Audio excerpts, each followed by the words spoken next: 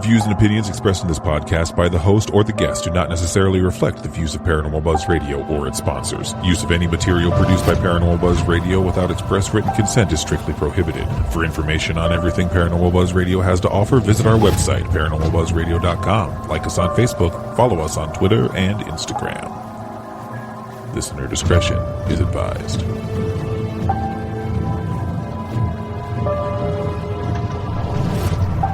Welcome to Exploring the Unknown with Rebecca and Shay. Taking stories from today's news, Rebecca and Shay will explore everything from the paranormal, supernatural, the strange and unusual, unsolved mysteries, and more. Join them as they delve deep into the unknown and mysterious. Taken from news headlines. Water cooler chat with a paranormal twist. Only on Paranormal Buzz Radio. Hey Shay, how's it going? Good. Hanging in there. How about you? Same, hanging in there. Same old same. Same old same. I think, yeah. A lot of the same old same lately. I think we're getting used to this pandemic nonsense. Yep. What else can you do? Yeah, exactly. Just following the guidelines and doing the best we can, and I think that's about all we can do. Yep, that's all there is to do. I am excited about today's stories. How about you? Yeah, me too. I like, this is like two sides of the psychic thing. Yes. Exactly. Yeah, I like the play of these two articles together. I do too. So this first one, this is from rare.us, the rare news thing. This article is from June 9th of 2020. It's called Fake Psychic Tricks Woman into Giving Her $1.6 million to Remove a Curse and Gets Sent to Federal Prison. As well, she should. Yes, she should. Yeah. A Florida woman who claimed to be a psychic has been convicted to more than 3 years in federal prison after she scammed a Houston woman out of $1.6 million in order to help remove a curse she claimed which put on the woman's family. Sherry Tina Uwanowicz, 29, claimed that she was a gypsy healer who could read fortunes, remove curses, and perform other magical specialties. When at age 17, she met her then 27-year-old victim at the Galleria in Houston, Texas.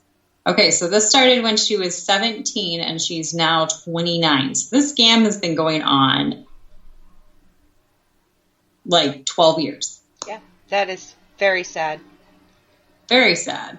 And I didn't pick up on this before. She was using a fake name, which you're about to read now, but... Yeah, well... Uwanowicz, I would use a fake name too. Yeah. Uwanowicz, who performed her services under the name Jacqueline Miller, struck up a conversation with her victim, a Brazilian medical student living in Houston, who told Uwanowicz that she was in emotional distress and depressed because of the death of her mother. Honestly, I think it's a natural reaction to that sort of thing, but...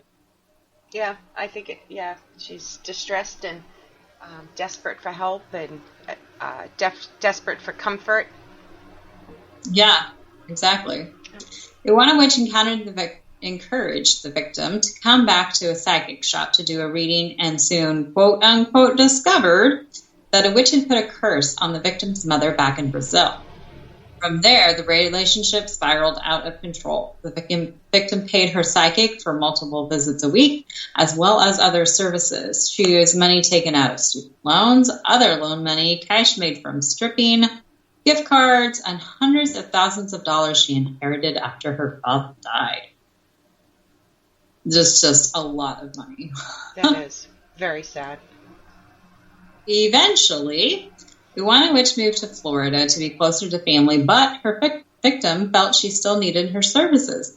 On one visit, the victim took to Florida to visit Uwanowicz. The curse-lifting psychic finally came clean and told her victim the entire thing was a fraud. Which, finally, right?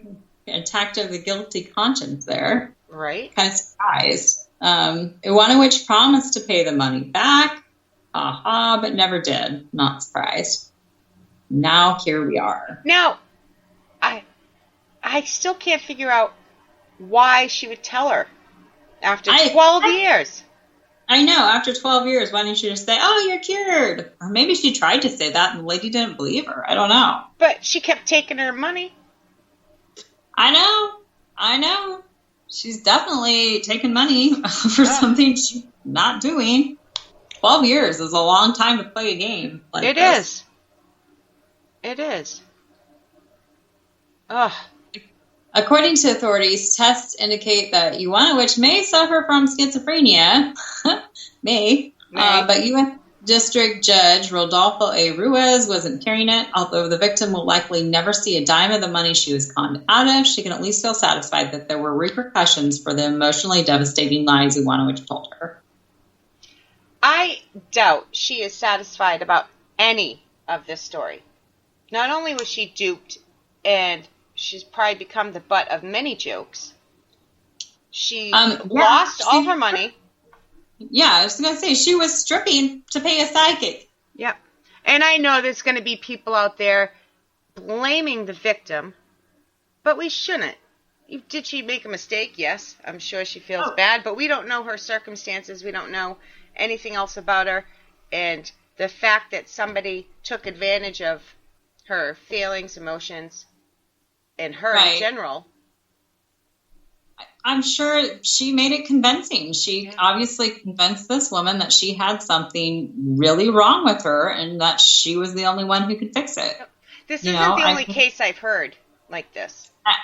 This is actually a pretty common scam, and I can probably go on Facebook in 5 minutes and find you about 30 guys in Nigeria who are going to do the exact same thing this woman did. I saw it on common scam. A few years ago, I saw a big one on 2020 or Dateline or 48 Hours, one of those, because I always watch those, where a woman was conned out of like hundreds of thousands of dollars, if not more. Yeah. It's a long time ago. Especially criminal is the amount of money that she took. Yeah. That's just unbelievable. Yeah. I mean, I think fraudulently taking any kind of money, any amount of money is horrible enough, but 12 years and $1.6 million later, I'm sure the woman's in worse emotional shape now than she was when she met her. Oh, probably. I'm sure. I mean, like I said, this story is just, it's sad that it went to this length, and that it gives psychics a bad name. It just really does, because you hear about these type of stories and it just gives those people a bad name. Yep. It gives people a bad name. Humanity. Right? I mean, I guess the good thing about this one is that she confessed to it, but I think we're missing a little piece there. I bet you the woman was out of money. Probably. Probably. Yeah. I wouldn't be surprised if she's like, you're out of money. Well, guess what? It was all fake anyways. Right. Good for the victim to go to the authorities, though. Yeah, I think that's true, too, because a lot of people won't go to the authorities because they're too embarrassed to admit that something like this happened to them. Yep. Man. All right, let's get to the good story. Yeah, so now we're going to flip to the other side of the psychic coin here. This one is actually an article from the BBC News. It's from May of 2016. So this one's actually a video. So we're going to play the video after I explain this one to you a little bit. So if you want to actually watch the video, go to the Facebook group where we share the article. But it's a good one to listen to, even if you can't see it. So, yeah. Murder confession to tarot card reader on Brighton seafront. A tarot card reader has told of the moment when a killer confessed to the murder of his housemate during a reading. Star Randall Hansen killed Derek Marney, age 70, at a flat in Vernon Terrace, Brighton, in May of 2015. He broke down and confessed to the murder 10 days later when he went to tarot reader Jane Braden on the Brighton seafront. Here comes the interview. Jane Braden has been reading tarot cards for 25 years and thought she'd seen it all. Marital problems, family secrets, heartache and joy. That's the blasted tower. As you can see, it's two people and they've fallen out. But in May last year, a man called Star Randall Hansen walked into her tiny tarot room on Brighton seafront and made a startling confession.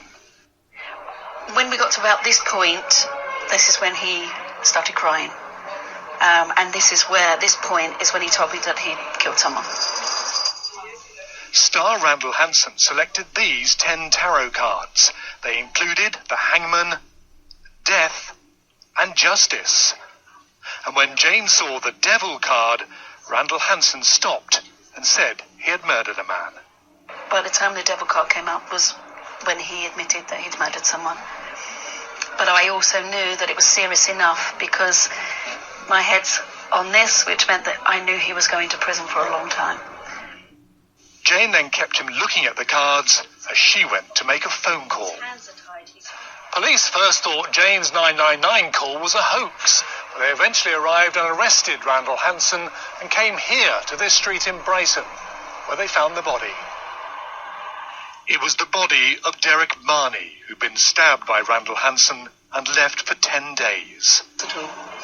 What does that tell you about the power of these cards? People have been coming to me for 25 years. Some people come and go and they have difficult times. So I can only say that if I've been in business for 25 years and I'm still in business, then I must be doing something right. Star Randall Hansen has now been convicted of murder and sentenced to life in prison.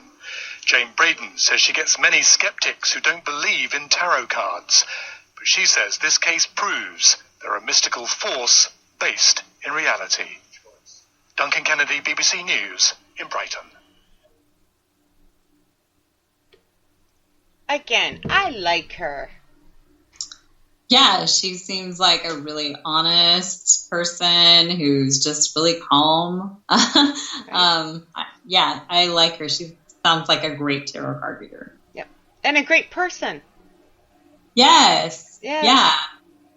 She's like, how can you, somebody just confessed I murdered somebody, and you have the wherewithal and the calmness to be like, keep feeling bad, look at these cards. I have to excuse myself for a second and calmly get to a phone and call the police? Yeah. Yeah, I think this one is like really an example of what a good tarot card reading can do, you know? Yep. I mean, the cards don't lie. I mean, obviously he had somewhat of a guilty conscience that kind of played out when the cards told him. Yep. But, yeah, I really like this story. I mean, as opposed to the first one, this one shows what a good tarot card reader can do. I mean, I like this. Yeah. And I believe this one. Yes, I believe this one too. I mean, this one is obviously a great tarot card reader who just, was able to help the family of the victim for sure. But I think she helps the guy she read for too. I mean, obviously he had a guilty conscience that, Yeah, made him confess. Yep. I'm just glad he did, and I'm glad he's in jail. Yeah. Right? Yep. Well, I am so glad that for once we did a bad story and got to make fun of people, but then followed it up with a good example of a good, in this case, good psychic, good tarot card reader. Right. I like this one too a lot because it kind of shows the duality of, there's scammers out there, but then on the other hand, there's also honest people, and the tarot cards and the psychics and stuff can really help people. Yep. And I think that's a lesson more people need to learn in life. Not everybody's bad. Not everybody's good. There's a mixture of both. Exactly. Yep. All right, guys, let us know what you think of that story in our Facebook group, Exploring the Unknown with Rebecca and Shay. We'll also post these in there so you can look at them yourself and watch the video and see the cards yourself. Yeah, for sure. And if you have any articles that you'd like us to talk about, or you find something weird article, share it in the Facebook group so we can look at it, and we'll give you a special shout out on air. Yes. Till next time. Thank you. Thanks, guys. To contact the Stomp Out Bullying Organization for resource management, call 1-877-NO-BULLY. That's 1-877-662-8559, or visit stompoutbullying.org for both resources and to make donations to the foundation. To report national child abuse, the hotline number is 1-800-4-A-CHILD. Again, that number is 1-800-422-4453. Then push 1 to talk to a hotline counselor. Remember, the 3 R's of reporting child abuse are recognize, respond, and report.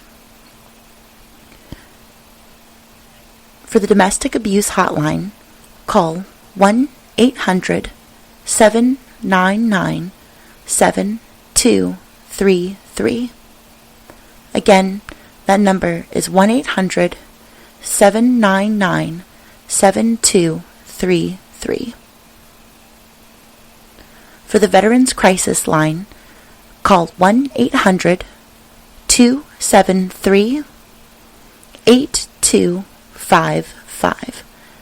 Again, that number is 1-800-273-8255 and press 1.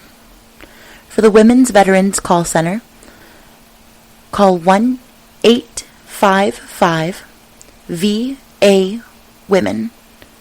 Again, that number is 1-855-VA-WOMEN. Help for Homeless Veterans Line is 877-4-AID-VET. Again, that number is 877-424-3838. Or visit va.gov/homeless. For the National Human Trafficking Hotline, please call 1-888-373-7888. Again, that number is 1-888-373-7888. It's a 24-hour line, it's confidential and toll-free. For the teen line, call 310-855-4673. Again, that number is 310-855-4673. Or text TEEN to 839-863. Again, text TEEN to 839-863. There are teens helping teens from 6 to 10 p.m. nightly. All other hours are handled by adults. For the National LGBT Hotline, call 1-888-843-4564. Again, that number is 1-888-843-4564. They serve callers of all ages, youth and adult, and there are peer counseling information and local resources available. To contact the Rape, Abuse, and Incest National Network or the RAIN Foundation, call 1-800-656-4673. Again, that number is 1-800-656-4673. Are you in crisis? Text HELLO to 741-741. Again, you text HELLO to 741-741. The crisis text line is free, 24/7, and completely confidential. To contact the National Suicide Prevention Lifeline, call 1-800-273-TALK. Again, that number is 1-800-273-TALK. 1-800-273-8255. Or visit the website suicidepreventionlifeline.org. Red Nacional de Prevención del Suicidio. Llame 1-888-628-9454. Y otra vez 1-888-628-9454. Para más información, visita prevenciondelsuicidio.org. Help break the stigma. If you or anyone you know has been experiencing suicidal thoughts, please seek help. Suicide is not caused by weakness or a lack of courage, but rather by having been strong for too long. 90% of suicides are caused by treatable and or temporary mental illnesses. 4 out of 5 people will suffer from a mental illness in their lifetime, and every 40 seconds, someone dies by suicide. Please know that you mean so much to me, to all of the people in this foundation, and we may not know you, but you are part of our humanity family. Please reach out to get the help that you need.